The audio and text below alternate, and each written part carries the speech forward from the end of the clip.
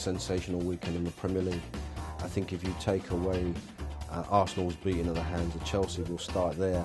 All the title tenders have moved seamlessly into that other gear. The game at Stamford Bridge, what can I say? I mean, it is a case of some sort of trend developing with 12:45 kickoffs for the Gunners. They don't ever seem to turn up. They invariably go down to 10 men and invariably they get thrashed and beaten. Their race is now run in terms of the Premier League. If they're not careful and get their act together, their Champions League spot might be under threat as well, with Everton and Tottenham moving in the right direction.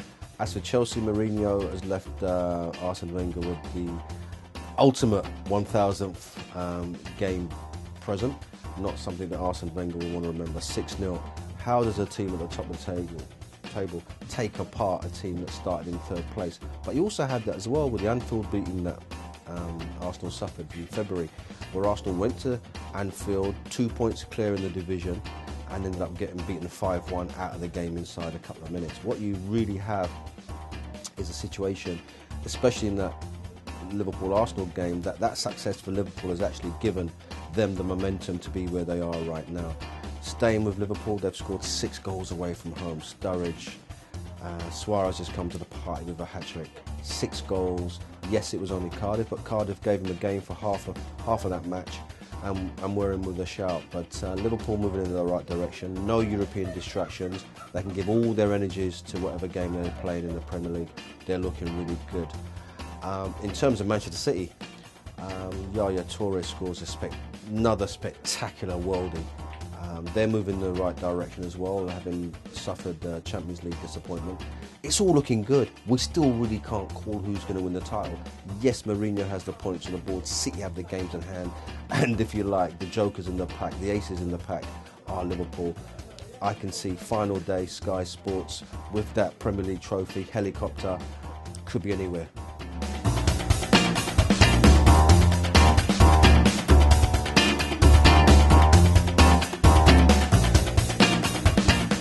Moving forward, I think Andre Marriner has made a mistake. I think he should be stood down for a couple of games as well. I don't think that'll actually happen, according from what I've heard. But if a player has gone on and said to you, listen, I'm the one that perpetrated the error, you'd like to think that the officials could look at it. We don't know if his hands were tied in terms of the rules and regulations. But once again, we've been calling for video evidence, haven't we, for goal line technology, etc., etc. It would have been how easy, in the melee that was taking place at Stamford Bridge, how long would it have taken? 10, 15 seconds for someone, fourth official, just to look back and see who it actually was. It didn't have any bearing on the result, but a faux pas on the officials' fault, and I think moving forward, we've got to get that technology in, especially in incidences like that. It doesn't happen too often, but the fact that he didn't take a few seconds out to just look at what had happened was disappointing from many people's points of view.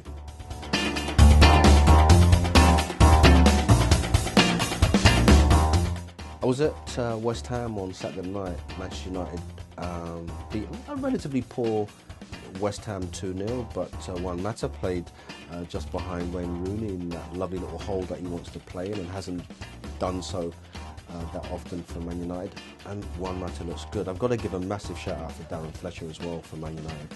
I'll tell you what, here was a guy who suffered a really serious stomach injury, didn't he, not too long ago. He's back in the groove, and he just gave that, that authority, that resilience to the back four. And in the back four for United was Michael Carrick, who's a ball-playing midfield player. Had a wonderful game. I think that game, while it doesn't rid United of all their ills, it sets them up nicely for the Manchester derby on Tuesday night. City have a title to win, and Man United have still got eyes on a European spot, even if it isn't Champions League. I think it could be a cracking game.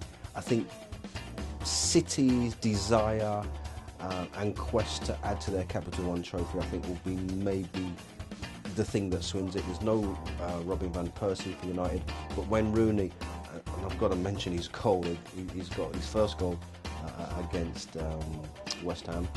Well, they say no one does it like David Beckham. He was actually in the crowd at Upton Park, and that volley from almost the halfway line by Wayne Rooney, an absolute thing of beauty. And if it isn't in the top 3 of goals of the season, I want to know why.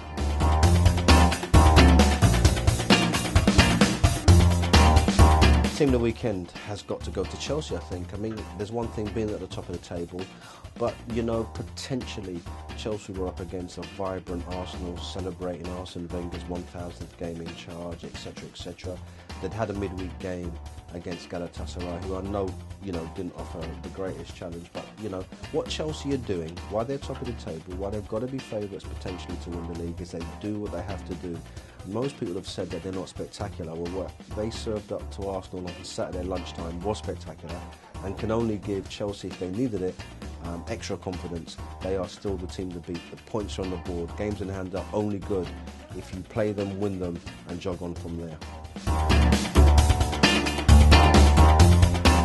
So many contenders for goal of the weekend. The boy Tete at Norwich scored a screamer. Yaya Toure does what he does. He just pulls something out of the Wayne Rooney, one I saw for myself. I'm going to be selfish. I think the Rooney, when you see a goal live of that nature, from that distance, with that audacity, it sits long in the memory. Wayne Rooney for me just edges it, but what a lovely weekend.